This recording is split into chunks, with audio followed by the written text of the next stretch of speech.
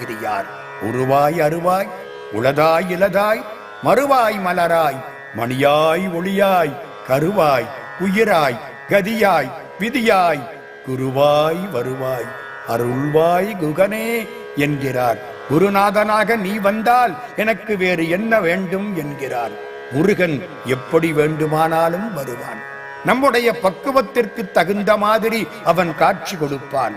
அருவும் ஆகுவன் உருவமும் ஆகுவன் அருவும் உருவும் இல்லதோர் தன்மையும் ஆகுவன் ஊழின் கருமம் ஆகுவன் நிமித்தமும் ஆகுவன் கண்டாய் பரமன் ஆடலை யாவரே பகர்ந்திடற்பாலார் என்பது கந்த புராணம்.